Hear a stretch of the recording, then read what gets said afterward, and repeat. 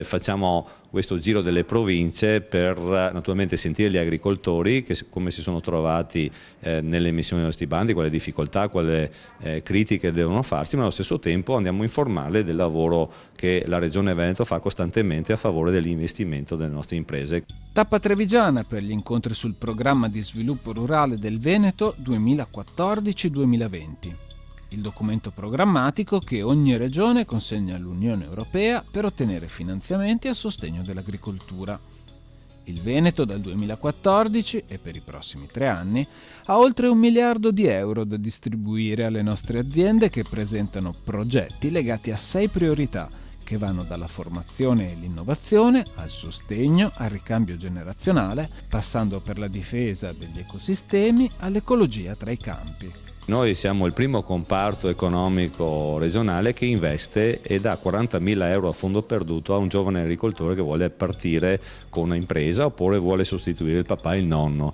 Progetti dedicati e dettagliati che hanno portato risultati come in questi 2 casi. Il nostro PSR è servito innanzitutto a modernizzare l'azienda in generale, sia sull'aspetto dei macchinari sia sull'aspetto delle nuove tecnologie come i rilevamenti tecnologici di calori, di illuminazione e sia sul miglioramento in generico della stalla oppure dei macchinari di fienagione. Abbiamo tramite il PSR finanziato un programma informatico che riesce praticamente a produrci un mangime specifico per la nostra azienda. Una serata castellana dove anche gli amministratori hanno imparato qualcosa di nuovo. Abbiamo visto, adesso ascoltavo per esempio il coinvolgimento del Consorzio Brentella rispetto alle acque e al termine di questa lezione eventualmente fatemi qualche domanda e vediamo se ho studiato bene. Regione che sempre attraverso il PSR sostiene non solo il contributo,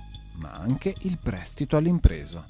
Abbiamo per primi in Italia e secondi in Europa pensato a questo strumento finanziario che è proprio una risorsa nuova. Noi mettiamo a disposizione 15 milioni del piano di sviluppo rurale insieme alla Banca Economica di Investimenti, la BEI, e in Europa, io sono stato a Bruxelles diverse volte, metterà un volano di 7-8, quindi circa 150-180 milioni a disposizione per garantire il finanziamento attraverso un gruppo bancario per il resto, quindi un imprenditore e un giovane non dovranno più naturalmente andare a far firmare in banca il nonno o lo zio, ma avrà direttamente la regione che garantisce il prestito a questa impresa.